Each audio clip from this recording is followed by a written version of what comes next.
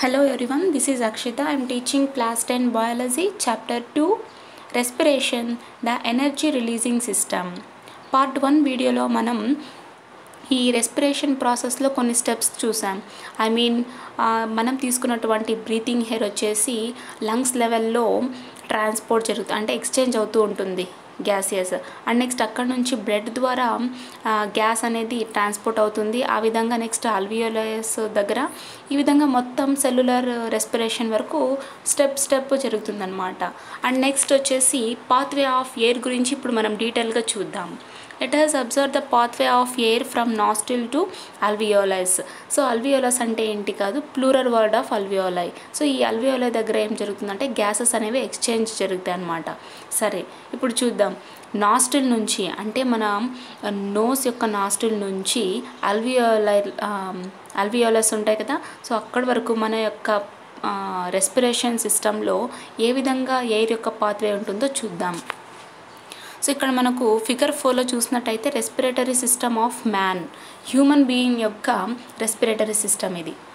So ఇక్కడ ఉన్నటువంటి పార్ట్స్ని కన్సిడర్ చేసుకుంటే nasal cavity, nostril, and next ఫ్యారింగ్స్కు రీచ్ అయ్యింది. ఫ్యారింగ్స్ నుంచి epiglottis, and next larynx, and next trachea, bronchioles, lung. So ఇక్కడ మనకు capillaries in which oxygen and carbon dioxide exchanges occur, ఇక్కడ ఫిగర్లో ఇచ్చారు కదా. అండ్ నెక్స్ట్ ఈ అల్వియోలైలో క్యాపిలరీస్ ఉంటాయి కదా, ఇక్కడ ఆక్సిజన్ కావచ్చు, కార్బన్ డైఆక్సైడ్ కావచ్చు, వీటి యొక్క ఎక్స్చేంజ్ అనేది ఇక్కడ జరుగుతుంది. ముందుగా మనం తీసుకున్నటువంటి హెయిర్ నాస్ట్రిల్ ద్వారా వెళ్ళాలన్నమాట. సో ఈ నాస్ట్రిల్ ద్వారా ఏ విధంగా వెళ్తుందో చూద్దాం. Air usually enters the body through the nostrils.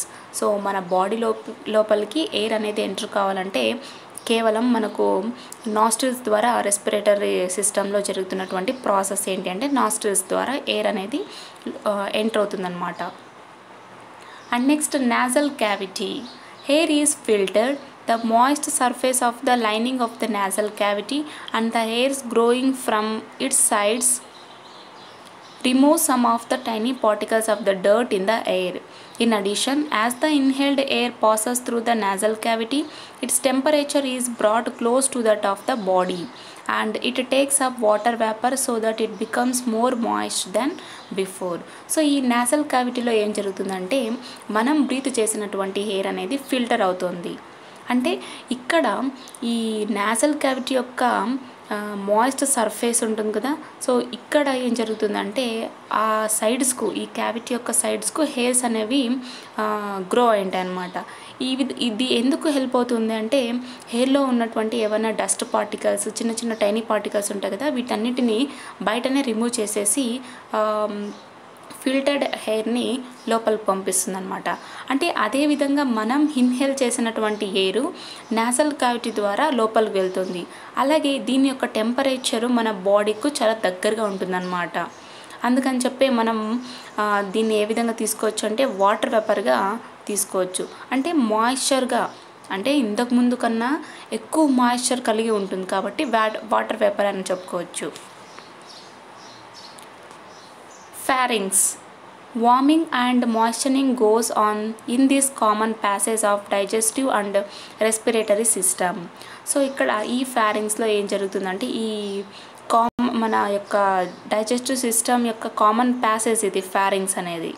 అంటే ఇక్కడ వార్మింగ్ అయినటువంటిది కావచ్చు లేదా మాయిస్చనింగ్ అయినటువంటిది కావచ్చు, ఇదంతా కూడా ఎక్కడ జరుగుతుంది, డైజెస్టివ్ అనేటువంటి ప్యాసేజ్లో జరుగుతుంది అనమాట. అంటే ఇది యొక్క రెస్పిరేటరీ సిస్టమ్ కిందకు వస్తుంది. And next epiglottis, a flap like muscular wall controls movement of food and air towards their respective passages. So మనం ఫుడ్ ఏదైనా తీసుకుంటున్నప్పుడు కావచ్చు లేదా మనం బ్రీత్ చేస్తున్నప్పుడు మనకు తెలియకుండానే బ్రీతింగ్ అనేది ఆటోమేటిక్గా జరిగిపోతూ ఉంటుంది. బట్ ఇక్కడ ఫుడ్ తింటున్నప్పుడు వీటి యొక్క వాల్స్ ఉంటాయి కదా, ఎపిగ్లాటిస్ అంటే ఈ మస్కులర్ వాల్స్ని కంట్రోల్ చేస్తుంది. ఎప్పుడు మనం ఫుడ్ తీసుకున్నప్పుడు కానీ మూమెంట్, ఫుడ్ అనేది మన స్టమక్లోకి వెళ్ళేటప్పుడు ఈ మూమెంట్ అనేది జరుగుతుంటుంది కదా, దాని యొక్క మూమెంట్ని కంట్రోల్ చేస్తుంది అనమాట. అలాగే హెయిర్ యొక్క టువర్డ్స్ని, అది డైరెక్ట్గా మనకు లారింగ్స్లోకి వెళ్ళాలా లేదంటే జస్ట్ మూమెంట్ అనేది క్రాస్ అయిందనుకోండి, సో బ్రీతింగ్ ప్రాబ్లం వచ్చేస్తుంది అనమాట. అందుకని చెప్పి ఎయిర్ యొక్క టువర్డ్స్ అనేది ఈ మస్కులర్ వాల్వ్ అనేది కంట్రోల్ చేస్తుంది. And next లారింగ్స్. This stiff box contains our vocal cords. When air passes out of the lungs and over the vocal cords, it causes them to vibrate.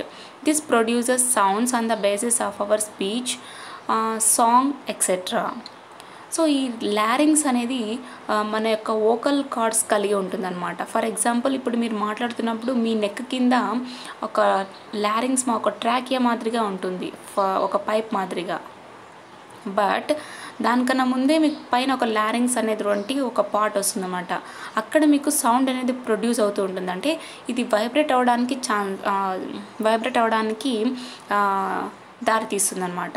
అంటే ఇప్పుడు మనం మాట్లాడుతున్నాం అనుకోండి, ఫర్ ఎగ్జాంపుల్ మీ నెక్ దగ్గర మీ fingers పెట్టుకున్నట్టయితే మీకు vibrations అనేవి వస్తూ ఉంటాయి. సో ఈ లారింగ్స్ అనేది ఒక స్టిఫ్ బాక్స్ అంటున్నారు. ఇందులో వోకల్ కార్డ్స్ ఉంటాయన్నమాట. అంటే ఎప్పుడైతే ఎయిర్ అనేది లంగ్స్ లోపలికి పాస్ అవుతుందో ఎప్పుడు వోకల్ కార్డ్స్ ద్వారా అన్నమాట. సో ఆ విధంగా వైబ్రేట్ అవ్వడం జరుగుతుంది. ఇప్పుడు మనం ఏదైనా మాట్లాడినా సాంగ్ పాడినా కూడా వాయిస్ ప్రొడ్యూస్ అవుతుంది కదా, ఆ విధంగా. And next trachea. ఇది మనకు ఒక పైప్ మాదిరిగా ఉంటుందన్నమాట. Wind pipe channeling air to lungs. Touch your neck to feel the tube-like structure. ఈ ట్రాకియా సేమ్ పైప్ లాగా ఉంటుందన్నమాట. ఇది హెయిర్ని లంగ్స్ లోపలికి వెళ్ళడానికి హెల్ప్ చేస్తుంది. ఫర్ ఎగ్జాంపుల్, మీ నెక్ దగ్గర మీరు టచ్ చేసుకొని చూసినట్టయితే ఒక పైప్ మాదిరిగా ఉంటుంది. ఆ స్ట్రక్చర్ని మీరు ఫీల్ అవుతూ ఉంటారు. ఎప్పుడు ఆ చిన్న నుంచి మన నెక్ యొక్క పార్ట్ నుంచి అండ్ నెక్స్ట్ ఇక్కడ వరకు చూసుకుంటే ఒక పైప్లా ఉంటుందన్నమాట అది. And next, branches. At its lower end, the trachea or the windpipe divides into two branches, one leading to each lung. So ఇక్కడ మనకు విండ్ పైప్ ట్రాకియా అని చెప్పుకున్నాం కదా. ఈ ట్రాకియా చివర్లో టూ బ్రాంచెస్గా డివైడ్ అయి ఉంటాయి. ఒక్కొక్క బ్రాంచ్ వచ్చేసి ఒక్కొక్క లంగ్ని కలిగి ఉంటుంది. బ్రాంచియోలిస్. Each branch is further divided into smaller and smaller branches called branchioles. So ఇక్కడ మనం బ్రాంచి అని చెప్పుకున్నాం కదా, ఇందులో మళ్ళీ చిన్నగా డివైడ్ అయి ఉంటాయి. వీటినే బ్రాంచియోలిస్ అంటాం. alveolus. These finally terminate in clusters of air sacs called alveoli in the lungs, which are very small and numerous. Gaseous exchange takes place here as blood capillaries take up oxygen and expel carbon dioxide. So ఈ అల్వియోలైస్ అంటే మన లంగ్స్లో alveoli ఉంటాయన్నమాట. అంటే ఈ air sacs యొక్క క్లస్టర్స్నే మనం అల్వియోలస్ అంటాం. So ఇవి చాలా చిన్నగా ఉంటాయి, అలాగే న్యూమరస్ అంటే చాలా కౌంటింగ్ కూడా చాలా ఎక్కువ ఉంటుంది. ఇక్కడ గ్యాసెస్ అనేవి ఎక్స్చేంజ్ అనేవి జరుగుతాయి అన్నమాట. అంటే ఇక్కడ బ్లడ్ క్యాపిలరీస్ ఏం చేసుకుంటాయి అంటే ఆక్సిజన్ని తీసుకొని కార్బన్ డైఆక్సైడ్ని ఎక్స్పెల్ చేస్తాయి. ఇక్కడ అల్వియోలస్ దగ్గర blood carries oxygen, collects carbon dioxide to each and every cell of the body. So ఇక్కడ ఉన్నటువంటి మన బాడీలో ఉన్నటువంటి బ్లడ్ ఏం చేస్తుందంటే ఆక్సిజన్ని క్యారీ చేస్తుంది. అలాగే కార్బన్ డైఆక్సైడ్ని కలెక్ట్ చేసి రిలీజ్ అయ్యేలా చేస్తుంది, అంటే ఎక్సెల్ అవ్వడానికి హెల్ప్ చేస్తుంది అనమాట. It carries oxygen, collects carbon dioxide to each and every cell of the body. The whole passage from nostrils to alveolus is moist and warm. అంటే మన నాస్ట్రిల్స్ నుంచి అల్వియోలస్ వరకు ఈ ఎయిర్ యొక్క పాసేజ్ ఏ విధంగా ఉంటుందంటే మాయిస్ట్ అండ్ వామ్గా ఉంటుంది. ఒకసారి మీకు ఫిగర్లో చూపిస్తాను. దిస్ ఈజ్ అంటే మన నాస్ట్రిల్స్ ద్వారా వెళ్ళినటువంటి హెయిర్ నేసల్ క్యావిటీ వద్ద ఫిల్టర్ అవుతుందన్నమాట. ఆ విధంగా ఫారింగ్స్కి వస్తుంది. And next లారింగ్స్. సో ఇక్కడ మనకు లారింగ్స్లో వోకల్ కార్డ్ ఉంటుంది, మనం టచ్ చేసుకొని చూస్తే వైబ్రేట్ అవుతూ ఉంటుంది. And next trachea, it is a pipe like structure, wind pipe అని చెప్పుకున్నాం కదా ఆ విధంగా. అండ్ నెక్స్ట్ ఈ lower end of the trachea వచ్చేసి ట్రూ బ్రాంచెస్గా డివైడ్ అవుతాయి అని చెప్పుకున్నాం. ఈచ్ బ్రాంచీలో వచ్చేసి లంగ్ని కలిగి ఉంటుంది. సో ఇందులో మళ్ళీ అగైన్ బ్రాంచియోలిస్ ఉంటాయి. సో ఈ బ్రాంచియోలిస్లో మళ్ళీ అల్వియోలస్ కలిగి ఉంటాయి. ఈ బ్రాంచియల్స్లో అండ్ నెక్స్ట్ ఈ అల్వియోలస్లో గ్యాసెస్ ఎక్స్చేంజ్ అనేవి జరుగుతాయి అనమాట. సో ఈ విధంగా మీకు అర్థమై ఉంటుంది అనుకుంటా. ఇంకా దీని గురించి ఏమన్నా ఏమైనా డౌట్స్ ఉన్నట్టయితే కామెంట్ సెక్షన్లో కామెంట్ చేయండి. నేను ఖచ్చితంగా మీకు నెక్స్ట్ వీడియోలో క్లారిటీని ఇస్తాను. అండ్ నెక్స్ట్ సో ఈ విధంగా స్టెప్స్ అన్నీ కంప్లీట్ అయ్యాయి కదా. డూ యూ నో, మీకు తెలుసా, the interior of the lung is divided into millions of small chambers, thus tremendously increasing the moist surface available for transfer of gases between air and blood. The linings of the lungs are much folded and so their total surface is enormous. If all alveoli of our lungs are spread out, they will cover an area of nearly 160 meter square. సరే, మన lung యొక్క interior millions of small ఛాంబర్స్గా divide అయి ఉంటుంది అనమాట. అందుకని చెప్పే ఇక్కడ ట్రాన్స్ఫర్ ఈ ఎయిర్కు కానీ అంటే ఎయిర్కు బ్లడ్కు మధ్య ఉన్నటువంటి గ్యాసెస్ ట్రాన్స్ఫర్ ఏమైనా జరగాలంటే ఖచ్చితంగా అక్కడ మాయిశ్చర్ సర్ఫేస్ ఇంక్రీజ్గా ఉండాలి. అలాగే ఈ లంగ్స్ యొక్క లైనింగ్స్ ఉంటాయి కదా, అవి ఫోల్డ్ అయి ఉంటాయి అన్నమాట. అంటే దాని యొక్క టోటల్ సర్ఫేస్ చూసుకున్నట్టయితే enormous, so it is uncountable అని చెప్పొచ్చు. సో ఈ లంగ్స్ యొక్క అల్వియోలస్ మొత్తం కూడా నియర్గా ఎంత ఏరియాని కవర్ చేసి ఉంటాయి అంటే నియర్లీ 160 మీటర్ స్క్వేర్ ఏరియాని కవర్ చేసి ఉంటాయి. ఇక్కడ మన లంగ్స్లో ఉన్నటువంటి అల్వియోలస్ అనమాట, total alveolus. Think and discuss. What will happen if the respiratory tract is not moist? సరే, ఇందాక మనం చెప్పుకున్నటువంటి ఈ ఎయిర్ పాసెస్ ఉంది కదా, అంటే నాస్టిల్స్ నుంచి అల్వియోలై వరకు జరుగుతున్నటువంటి పాసెస్లో మొత్తం మాయిస్ట్ ఉంటుంది, ఖచ్చితంగా వామ్ ఉంటుంది అని చెప్పుకున్నాం. ఒకవేళ రెస్పిరేటరీ ట్రాక్ వచ్చేసి మాయిస్ట్ లేనట్టయితే ఏమవచ్చు? సో ఇక్కడ మాయిస్ట్ లేనట్టయితే మనకు గ్యాసియస్ ట్రాన్స్పోర్ట్లో సర్టెన్ ప్రాసెస్ అనేది పర్టికులర్గా జరుగుతుందా అంటే నో అన్నమాట. Are both lungs similar in size? ఇప్పుడు మనకు 2 లంగ్స్ ఉన్నాయని చెప్పుకున్నాం, సేమ్ సైజ్లో ఉంటాయంటే నో. ఫర్ ఎగ్జాంపుల్ మీకు చెప్తాను చూడండి. సరే, as compare to right lung greater then left lung, అంటే దాని యొక్క సైజ్తో పోల్చుకున్నట్టయితే. Why alveoli are so small and uncountable in number? ఇందాక మనం అల్వియోలస్ చెప్పుకున్నాం కదా, అంటే లంగ్స్లో ఉంటాయని చెప్పుకున్నాం. వీటి యొక్క నంబర్ కూడా చాలా ఎక్కువగా ఉంటాయి. అలాగే ఏరియాని ఎంత కవర్ చేస్తాయని చెప్పుకున్నాం, 160 మీటర్ స్క్వేర్ ఏరియాని మన లంగ్స్లో అల్వియోలస్ కవర్ చేసుకుంటాయని చెప్పుకున్నాం. అంటే ఎందుకు ఇవి చాలా చిన్నగా ఉంటాయి, ఎందుకు అన్కౌంటబుల్ నంబర్లో ఉంటాయి? So you can get from your teacher, sorry for that. Epiglottis and passes of air. సరే, ఈ ఎపిగ్లాటిస్ అలాగే ఎయిర్ యొక్క పాసేజ్ ఇంకా ఏ విధంగా ఉందో చూద్దాం. From the nozzle cavity the air goes in to the pharynx. There is a tricky problem here. From the pharynx there are 2 passages beginning with nearly same opening and ending into separating ones. One to the lungs and one to the stomach. సరే, ఇప్పుడు hair అనేది nozzle cavity నుంచి ఫారింగ్స్కు pass అవుతుందన్నమాట. అంటే ఇక్కడ ఒక tricky problem ఉంది. ఏంటి అంటే ఇక్కడ ఈ ఫారింగ్స్కు 2 పాసెసెస్ ఉంటాయి అన్నమాట. అంటే బిగినింగ్ ఏమో రెండింటికి ఓపెన్ ఏమో సేమ్గా ఉంటుంది, కానీ మనం ఎండ్ ఆఫ్ ద ఫారింగ్స్కి వచ్చేలోపు 2 ఎండింగ్స్ ఉంటాయి అన్నమాట. అంటే ఒకటేమో లంగ్స్ వైపుకు కలిగి ఉంటుంది గ్యాప్, అండ్ ఇంకొకటేమో స్టమక్ వైపుకు ఉంటుంది. ఫర్ ఎగ్జాంపుల్ ఇక్కడ ఫిగర్లో చూడండి, ఈ ఫారింగ్స్ అనేది ఓపెన్ అనేది ఈక్వల్గానే ఉంది, రెండింటిని కలిగి ఉంది, కానీ దీని యొక్క ఎండింగ్ వచ్చేసి ఒకటి స్టమక్లోకి అండ్ నెక్స్ట్ ఇంకోటి వచ్చేసి ఈ లెఫ్ట్ సైడ్కి ఉండేదేమో ఇది స్టమక్లోకి, ఇదేమో మన యొక్క లంగ్లోకి వెళ్తుంది. సో ఇక్కడ ఎండ్ ఏ విధంగా చూడండి, చాలా ప్రాబ్లం వస్తుంది. అందుకే మనం తినేటప్పుడు మాట్లాడకూడదు అంటూ ఉంటారు. బికాజ్ ఇక్కడ మనం తీసుకున్నటువంటి ఫుడ్ ఫారింగ్స్ నుంచి డైరెక్ట్గా ఎక్కడికి వెళ్ళాలి, స్టమక్ వెళ్ళేటువంటి ఎండింగ్ నుంచి వెళ్ళాలి. సో ఎప్పుడైతే మనం మాట్లాడతామో అప్పుడు ఇది లంగ్లోకి వచ్చి మనకు ఏదో తలకెక్కడము ఈ విధంగా జరుగుతూ ఉంటుంది. ముక్కులో నుంచి మళ్ళీ రిటర్న్ రావడం, మనం తీసుకున్నటువంటి ఫుడ్ ముక్కులో నుంచి ఒక్కొక్కసారి వెనక్కి వస్తూ ఉంటుంది. సో ఇక్కడ మీకు ఆటోమేటిక్గా ఇటువంటి ఎక్స్పీరియన్స్ మీకు వచ్చి ఉంటుంది అన్నమాట. It is important that air goes into one and food into the other. Yes, air అనేది ఒక ఎండ్లోకి వెళ్తుంది, ఫుడ్ ఏమో ఇంకొక అదర్ ఎండ్లోకి వెళ్తుంది అని చెప్పి ఇది మనకు ఖచ్చితంగా తెలియాలి. It is also important that food does not enter the tube through which air goes into the lungs. But ఏం చెప్తున్నారంటే ఇక్కడ 2 ఎండ్స్ ఉన్నాయి. ఒక ఎండ్ వచ్చేసి ఎయిర్ పాస్ అవుతుంటుంది, ఇంకొక అదర్ ఎండ్లో వచ్చేసి ఫుడ్ అనేది ఎంటర్ అవుతుందని చెప్పుకున్నాం, ఫుడ్ అనేది పాస్ అవుతుందని చెప్పుకున్నాం. కానీ ఫుడ్ మాత్రం ఎయిర్ వెళ్ళేటువంటి ట్యూబ్లోకి మాత్రం ఎటువంటి పరిస్థితుల్లో వెళ్ళదు. కానీ ఎప్పుడైతే ట్రాఫిక్ అనేది జరుగుతుందో అప్పుడు ఫుడ్ అనేది వెళ్ళిపోవచ్చు. దానికి రీజన్ ఇందాకే చెప్పుకున్నాం, మనం మాట్లాడుతున్నప్పుడు సర్టెన్ ఫుడ్ అనేది వెళ్ళకుండా. So that is the one type of reason. So according to science అనమాట.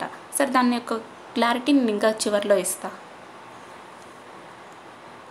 The traffic is kept properly channeled by a flap wall, the epiglottis, that protects the tube to the lungs, arresting entry of food. So ఇక్కడ ఏ విధంగా protect చేస్తుంది food అనేది, ఈ air ఉండేటువంటి అంటే air pass అయ్యేటువంటి tube కాకుండా ఫుడ్ డైరెక్ట్గా స్టమక్లోకి వెళ్ళేటువంటి పైప్కి ఏ విధంగా కంట్రోల్ చేయగలుగుతుంది అంటే ఇక్కడ ఒక ఫ్లాప్ లైక్ వాల్ ఉంటుందన్నమాట. దీన్నే మనం ఎపిగ్లాటిస్ అంటాం.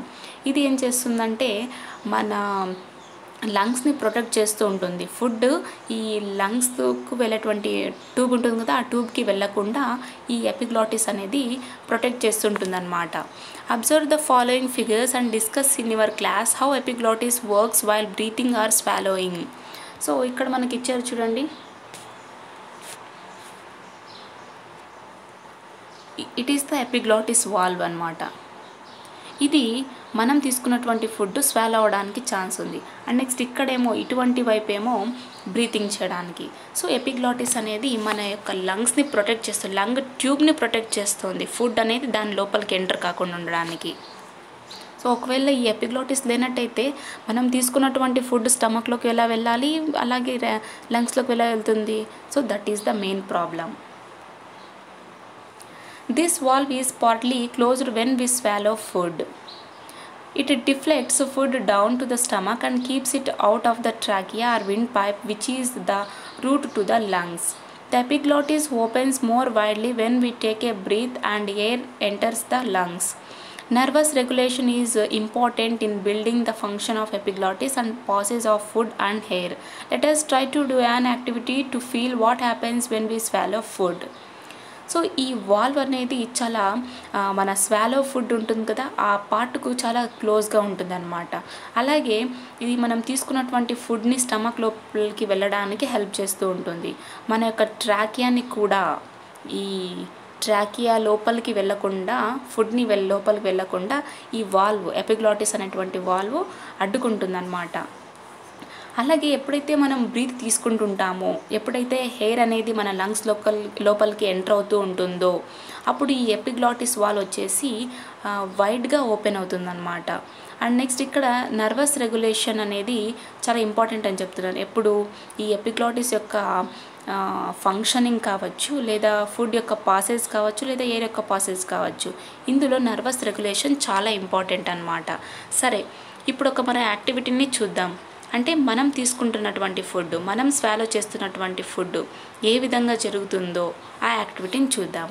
Why we are advised not to talk while eating food. Yes, ఇందాక చెప్పాను కదా, ఎందుకు పెద్దలు మనకు చెప్తూ ఉంటారు తినేటప్పుడు మాట్లాడకూడదు అని. దానికి రీజన్ ఇంకా క్లారిటీగా ఇస్తారంట, చూద్దాం. Activity 1. Keep your palm around an inch away from your nose. Feel you are breathing out. Do not remove it until you have finished the activity. Breathe steadily for 1 to 2 minutes. Now take a piece of any fruit, chew, and before swallowing it, keep the fingers of other palm on your neck. Now swallow it. సరే, ఇప్పుడు ఏం చెప్తున్నారంటే మీ నోస్కు 1 inch దూరంలో, అంటే 1 inch ఉంటుంది, మీ nose చుట్టూ 1 inch ఉంటుంది కదా, అంటే ఇంచు దూరంలో మీ అరచేతిని అడ్డం పెట్టుకోవాలంటూ చెప్తున్నారు. సో తర్వాత మీరు బ్రీత్ అవుతున్నట్టుగా మీకు ఫీల్ అవుతూ ఉంటుంది. కానీ ఈ యాక్టివిటీ అయ్యేంత వరకు ఎటువంటి పరిస్థితుల్లో కూడా మీ యొక్క పామ్ని నోస్ నుంచి అంటే దూరం తీయకూడదని చెప్తున్నారు. అలాగే ఆ విధంగానే మీ నోస్కు 1 ఇంచ్ దూరంలో అరచేతిని అడ్డం పెట్టుకొని 1 to 2 minutes వరకు కంటిన్యూస్గా బ్రీత్ చేస్తూ ఉండాలని చెప్తున్నారు. ఇప్పుడు ఒక ఫ్రూట్ యొక్క పీస్ని, అది ఏ యొక్క ఫ్రూట్ అయినా అవ్వచ్చు, దాని యొక్క ఫ్రూట్ని తీసుకొని నమలాలన్నమాట. నమలాక దాన్ని మింగేసేయాలి. మింగేసి ఇప్పుడు మీ యొక్క ఫింగర్స్ ఉంటాయి కదా, ఒక హ్యాండ్ ఏమో ఒక హ్యాండ్ యొక్క పామ్ ఏమో మీ నోస్ ముందర పెట్టారు, ఇంకొక హ్యాండ్ అనేది ఫ్రీగా ఉంటుంది కదా. సో ఆ హ్యాండ్ని తీసుకొని మీరు ఫ్రూట్ తిని నమిలేసి మింగుతున్నారు. సో అప్పుడు నెక్ దగ్గర ఇంకొక పామ్ని అక్కడ ఇంకొక పామ్ యొక్క ఫింగర్స్ ఉంటాయి కదా, మన అరచేతి వేళ్ళు ఉంటాయి కదా, ఆ నెక్ దగ్గర పెట్టుకోమంటున్నారు. పెట్టుకున్న తర్వాత స్వాలో చేయాలి. What did you notice? What happens to your breath as you try to swallow? So ఇప్పుడు మీరు ఎప్పుడైతే ఫుడ్ని ఇలా మింగుతుంటారో మీకేమనిపిస్తుంది? ఆ ఫుడ్ ఈ ట్రాకీ అని మీకు తెలుస్తుంది. మీ ఫింగర్స్ పెట్టుకొని ఉంటారు కదా, సో అక్కడ ఆ ఫుడ్ అనేది పాసెస్ అవుతూ ఉంటుంది. సో ఇప్పుడు మీ బ్రీత్కి ఏమవుతుంది? 1 సెకండ్ ఆగొచ్చా? నో. సరే చూద్దాం ఇంకా ఏ విధంగా చెప్తారో. What is helping you to swallow without depleting it to the windpipe? So ఇప్పుడు మీరు బ్రీత్ అనేది చేస్తున్నారు, మీకు తెలుసు 1 to 2 minutesగా మీరు ఆ పామ్ని మీ నోస్ ముందర పెట్టుకున్నారు. అలాగే ఒక ఫ్రూట్ని తిన్నారు, ఇప్పుడు మీరు దాన్ని స్వాలో చేస్తున్నారు. ఇక్కడ మీరు బ్రీత్ చేస్తున్నారు, మీరు తీసుకుంటున్నటువంటి ఫుడ్ కూడా స్వాలో అవుతుంది. ఇక్కడ ఏం అడ్డుకుంటుంది? మీ విండ్ పైప్లో నుంచి స్వాలో చేస్తున్నారు కదా ఫుడ్ని, అది ఏ ట్రాకేలోకి పంపిస్తోంది, అలాగే విండ్ పైప్ ఈ లంగ్ యొక్క ట్యూబ్లోకి వెళ్లకుండా ఏ విధంగా అడ్డుకుంటుంది అంటే ఎపిగ్లాటిస్ అని తెలుసు. సో దాన్ని అడుగుతున్నారు. ఏం హెల్ప్ చేస్తుందంటే ఎపిగ్లాటిస్ అనేటువంటి వాల్వ్ హెల్ప్ చేస్తుంది. Mechanism of respiration in human beings. మన హ్యూమన్ బీయింగ్స్లో రెస్పిరేషన్ యొక్క మెకానిజం, ఏ విధంగా రెస్పిరేషన్ జరుగుతుందో చూద్దాం.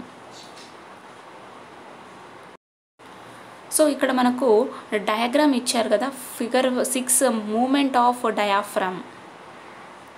ఇందులో రిబ్ బోన్స్ ఇచ్చారు, చెస్ట్ వాల్ మజిల్స్ ఇచ్చారు, అండ్ నెక్స్ట్ లంగ్స్ చూడండి ఏ విధంగా ఉన్నాయి, లంగ్స్, అండ్ నెక్స్ట్ డయాఫ్రామ్. సరే, we know that breathing is the process of inhaling and exhaling.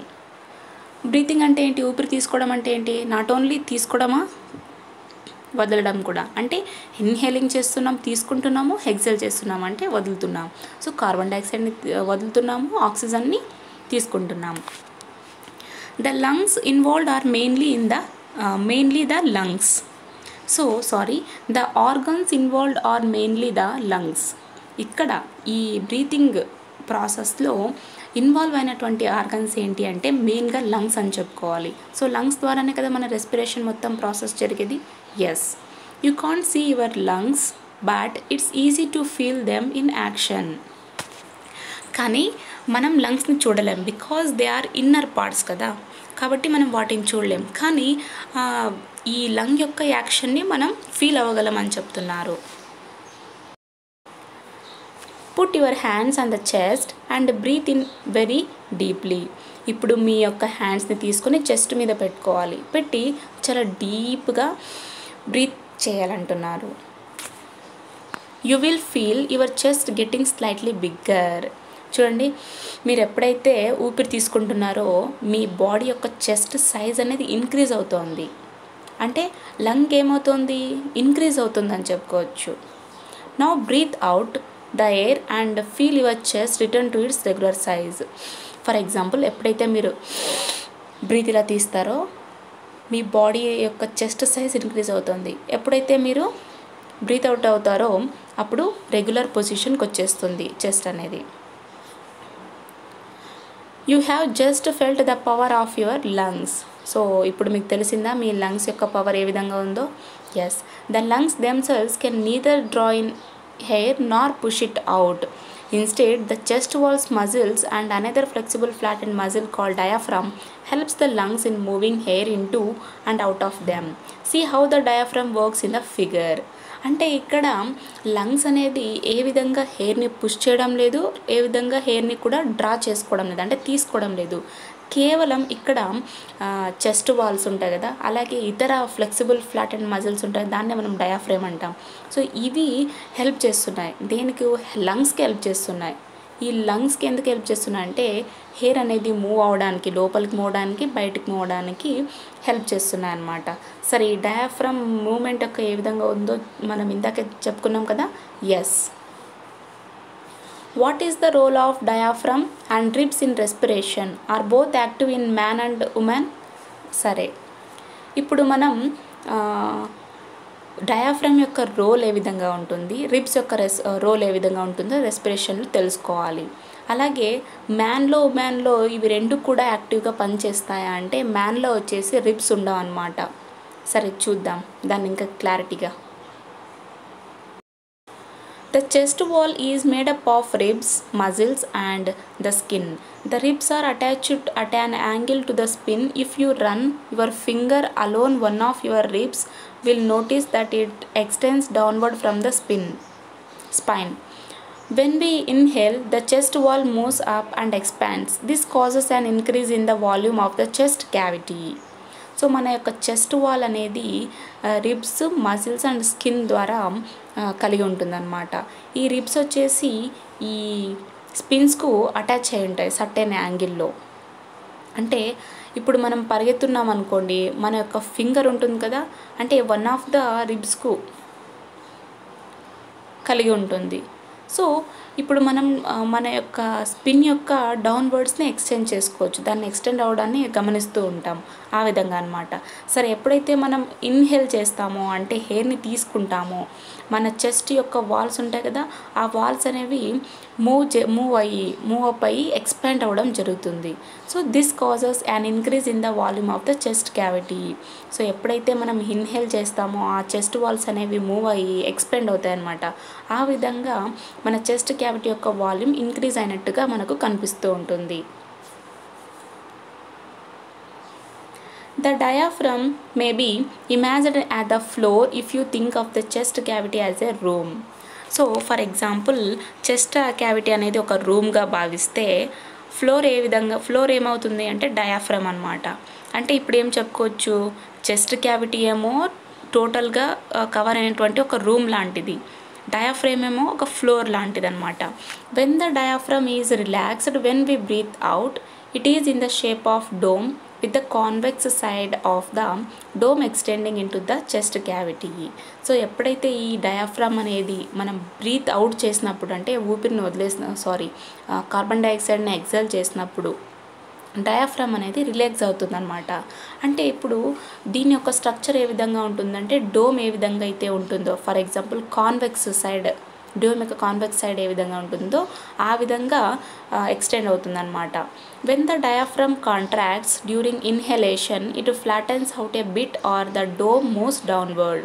So ఎప్పుడైతే ఈ డయాఫ్రమ్ అనేది కాంట్రాక్ట్ అవుతుందో, ఎప్పుడు ఇన్హేల్ చేసినప్పుడు కాంట్రాక్ట్ అవుతుందో ఇది కొద్దిగా ఫ్లాటన్ అయిపోతుంది అనమాట, లేదా డౌన్వర్డ్కు మూవ్ అయిపోతుంది. ఏంటి? Dome. As a result the volume of the chest cavity is increased. So ఈ విధంగా మన యొక్క చెస్ట్ క్యావిటీ ఇంక్రీజ్ అవ్వడం, డిక్రీజ్ అవ్వడం ఇన్హేల్లో ఎక్సెల్లో జరుగుతూ ఉంటుంది. When the diaphragm flattens and the volume of the chest cavity is increased, its internal pressure decreases and the air from the outside rushes into the lungs. This is inspiration or inhalation. అంటే ఎప్పుడైతే ఈ diaphragm అనేది flatten అవుతుందో, అలాగే ఈ chest cavity యొక్క volume అనేది increase అవుతుందో అప్పుడు ఇంటర్నల్ ప్రెషర్ అనేది తగ్గిపోతుంది అనమాట. అంటే ఈ ఎయిర్ అనేది అవుట్ సైడ్కు లంగ్స్ నుంచి అవుట్ సైడ్కు రష్ అవుతూ ఉంటుంది. సో దీన్నే మనం ఏమంటున్నాం? ఇన్స్పిరేషన్ లేదా inhalation. Then the reverse occurs. So inhalation జరిగింది, ఇప్పుడు ఎక్సలేషన్ జరగాలి కదా, అది the chest wall is lowered and moves inward and the diaphragm relaxes and assumes its dome shape. These changes increase the pressure on the lungs.